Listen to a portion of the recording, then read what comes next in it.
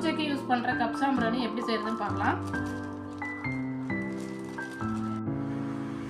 இதில் மரத்தூள், ஜிக்கெட்டு, எரா சாம்பிராணி, குங்குலியம் இது மாதிரி ஒரு 7-8 பொருள் சேர்த்துருக்கோம்.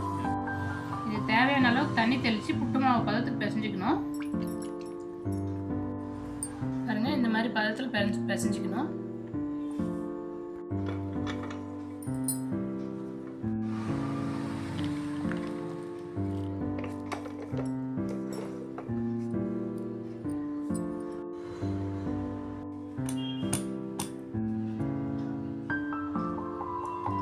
இது ஸ்டிக் சாம்பிராணி ஒரே நாளில் காஞ்சிச்சுன்னா உடனே எரிய விட்டுக்கலாம். கப் சாம்பிராணி ஒரு நாள் இல்லாட்டி 2 நாள் நல்லா காயணும். அதுக்கப்புறம் ஃபில்லிங் வச்சு தான் எரிய வைக்க முடியும். ஃபில்லிங் பார்த்தீங்கன்னா சாம்பிராணி கம் பவுடர்லாம் ஆட் பண்ணி அது ஃபில் பண்ணி அதுக்கப்புறம் ஒரு நாள் காயணும். அதுக்கப்புறம் தான் எரிய வைக்க முடியும்.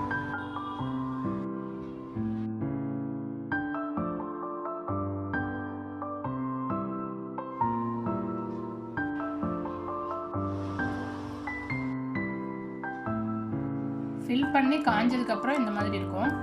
இதில் நிறைய ஃப்ராக்ரன்ஸ் இருக்குது. இப்போ எங்ககிட்ட சாண்டல் பிளாக் இருக்குது. எங்ககிட்ட இப்போது இந்த மாதிரி 12 பீஸ் ட்ரேவும் 24 பீஸ் பேக்கெட்டும் இருக்குது. 18 பீஸ் ஸ்டிக் சாம்பிராணி, ஒரு ஹோல்டர், அதோட பேக் பண்ண பாக்ஸ் எங்கள்கிட்ட இருக்குது.